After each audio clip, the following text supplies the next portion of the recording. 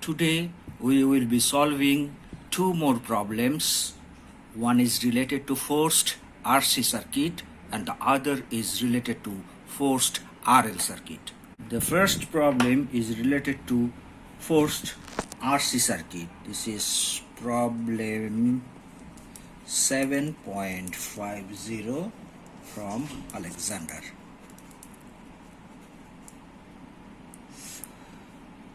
So the circuit is given as such.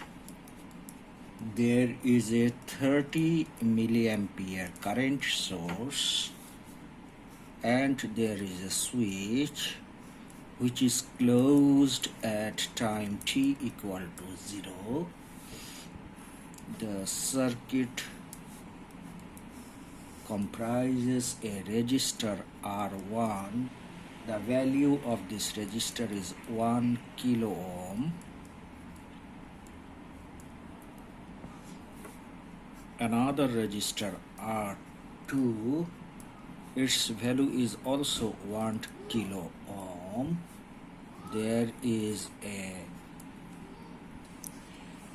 capacitor C having a value of 0.25 millifarad and another resistance R3 in parallel.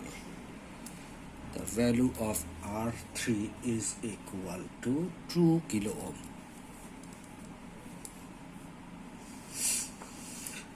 So you were told to find Ix. Ix is the current through resistor R1.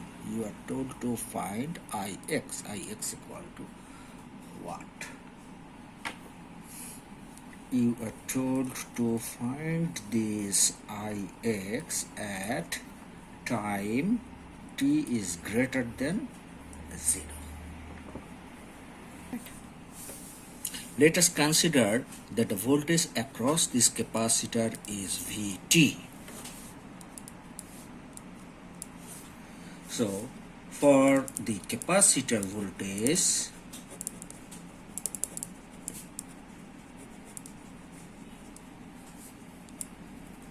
we can write that Vt is equal to V at time t equal to infinity plus V at time t equal to 0 minus V at time t equal to infinity into e to the power minus t by tau. This is the formula for forced response. Now, at t equal to 0, since the switch was closed, so before that this particular switch was open, so this 30 milliampere current source was not connected with the capacitor, so the initial voltage across this capacitor was 0. That's why we can write V0 is equal to 0. Now let's consider how this particular circuit would look like for t greater than 0. The circuit would be looking like this. So here is a 30 milliampere current source as it is. So R1 equal to 1 kilo, and since this is a DC source, so the capacitor will behave like an open circuit, and R2 is 1 kilo and R3 is 2 kilo. So now if we convert this current source along with a resistance in parallel into a voltage source along with a resistor in series, the circuit would be looking like this.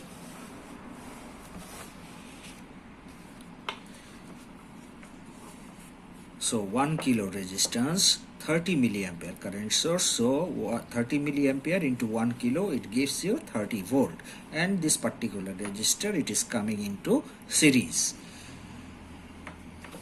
So, and R2 is as it is 1 kilo ohm. The capacitor is replaced by a open circuit, and here is R3 as it is 2 kilo ohm. Start. The voltage across this capacitor is Vt, which is again here. So now this Vt is V at time t equal to infinity. So we can very well find it with voltage divider rule. That means this 30 volt voltage will be divided into these two parts. This is one part and this is the other part. And drop across this R3 will give you the voltage across this capacitor. So it is well evident that this is R1 and R2, these are in series, so it will give 2 kilo ohm and this is 2 kilo ohm, so half of the voltage will be dropped here. So V infinity would be equal to 2 kilo divided by 1 plus 2 kilo ohm into 30 volt, which would be equal to 15 volt. Now, to find the RThevenin, you have to be a little careful. This is what is your RThevenin. So, RThevenin would be equal to R3 parallel with this 2. That means R1 plus R2, which is in parallel with R3, which will give you 1 plus 1 parallel to this much of kilo ohm, that is equal to 1 kilo ohm. Now tau is equal to RThevenin into C. So it would give you RThevenin is equal to 1 kilo and C is equal to 0.25 millifarad, which gives you 1/4 second. Now we have our V at time t equal to infinity, and earlier we have found V at time equal to 0. So we can now very well use this particular equation to calculate the voltage across the capacitor, that is VCT. So now let us write Vt is equal to 15 plus V at time t equal to 0 is 0 volt minus 15 into e to the power minus t by tau. The value of tau is 1/4. So it would give us 15 1 minus e to the power minus 1/4 equal to, we can write 40, right? Okay, this is at time t greater than 0, which you have. Now we have to obtain Ix from Vt. So let us consider the figure. The figure is like this: 30 milliampere. Here is 1 kilo ohm, and this is what was Ix. Here is 1 kilo ohm. Here is 1/4 millifarad, and here was 2 kilo ohm. So Ix, if we use KCL at this particular point, and if we consider that this particular current is IT, we can very well write that the incoming current is 30 milliampere and outgoing currents are Ix and IT. So Ix would be equal to 30 milliampere minus IT. But what is IT? If we want to find IT, again IT would be equal to the summation of currents, means this current and this current. So this current is a current across the capacitor. So it can be written as C dVt by dt, and this current is a current through a resistor. So this can be written as Vt divided by R3. Let us put the values. C is equal to 1 by 4 millifarad, d by dt, and we have already found a Vt first. That Vt I have kept it written here. This is equal to 15 1 minus e to the power minus 4t, plus here again we write Vt divided by the value of R3 is equal to 2. You must be remembering that this is 1 by 4 millifarad, so you have to multiply 10 to the power minus 3 here. So it will give you 1 by 4 into 10 to the power minus 3 into minus 15 minus 4 e to the power minus 4t plus 15 by 2 equal to 7.5 into 1. So as you differentiate, it will give you 1 by 4 into 10 to the power minus 3 into minus 15 into minus 4 e to the power minus 4t plus 7.5 into 1 minus e to the power minus 4t, this much of milliampere. And simplifying further, it gives you 7.5 into 1 plus e to the power minus 4t milliampere. So you have found now IT. So now it is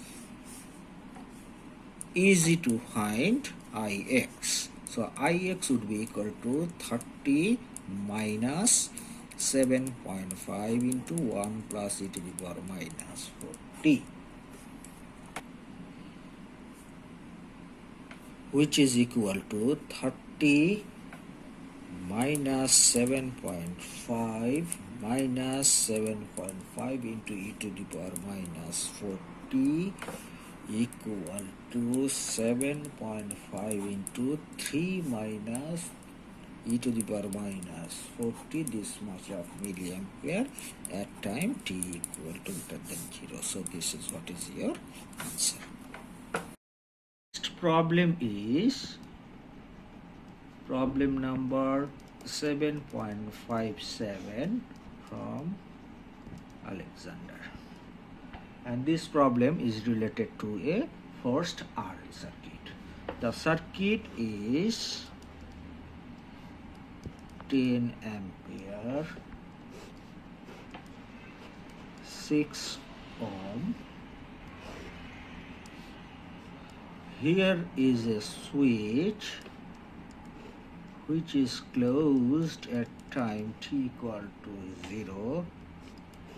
Here is another 5 ohm resistor in series with an inductor of 2.5 Henry, and here is another parallel branch comprising of a resistor of 20 ohm and an inductor of 4 Henry. Current through this particular branch is I1 and current through this particular branch is I2. You are told to find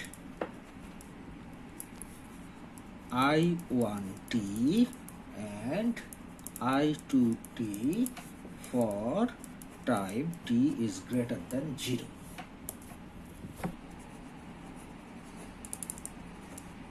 Solution. So at time t is equal to 0 minus, that means just before the switch was closed, the circuit has reached to a steady state condition. Why it has reached to a steady state condition?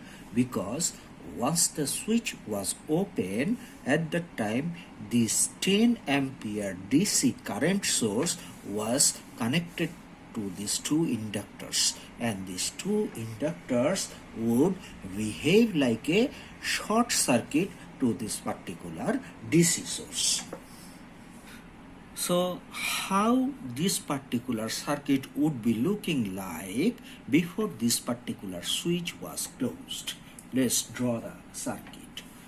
Here is a 10 ampere DC source and a 6 ohm resistor in parallel. So we can convert this to a DC voltage source along with a 6 ohm resistor in series. So the DC source having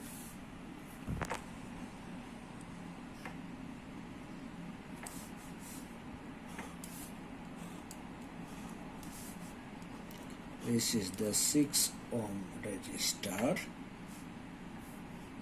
and here is a 5 ohm resistor, and this inductor will look like a short circuit. Here is a 20 ohm resistor, and this particular inductor is also a short circuit. So now how much would be the value of this particular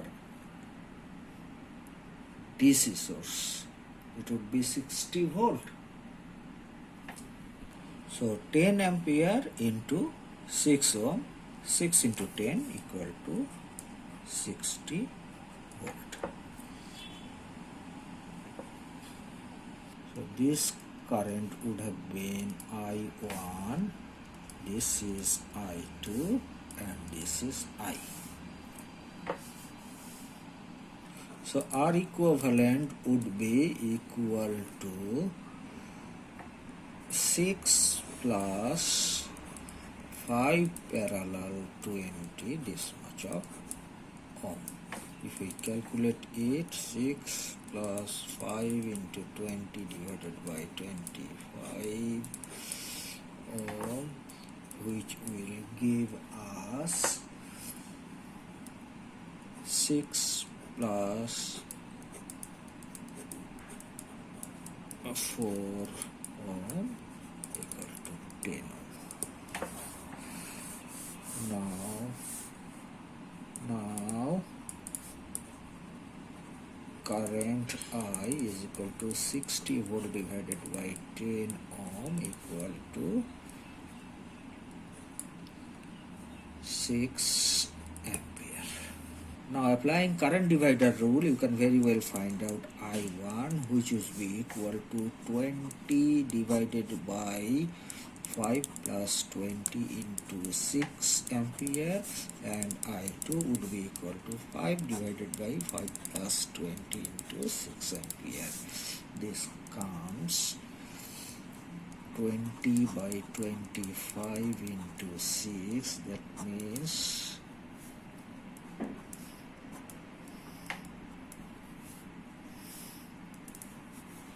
24 by 5 ampere, and this one is 5 divided by 25 into 6 ampere, that is 6 by 5 ampere. Remember, this was before the switch was closed, that means at time t equal to 0 minus.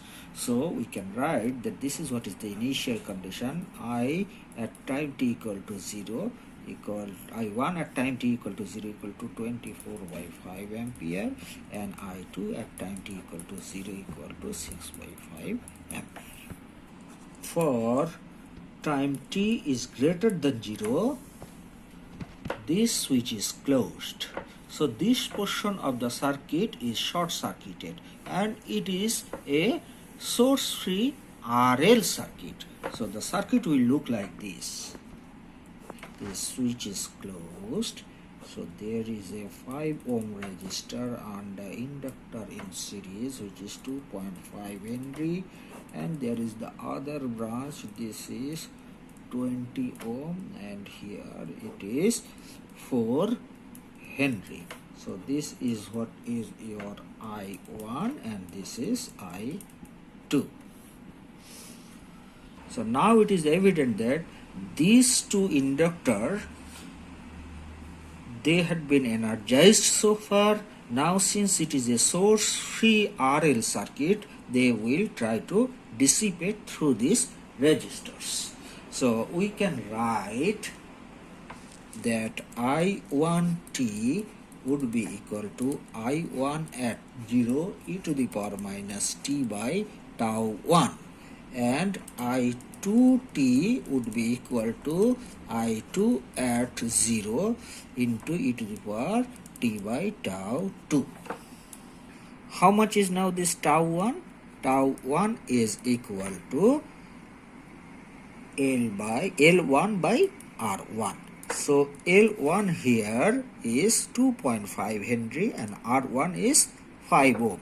So 2.5 divided by 5 equal to half second. And how much is tau 2? Tau 2 is equal to L2 divided by R2, which is equal to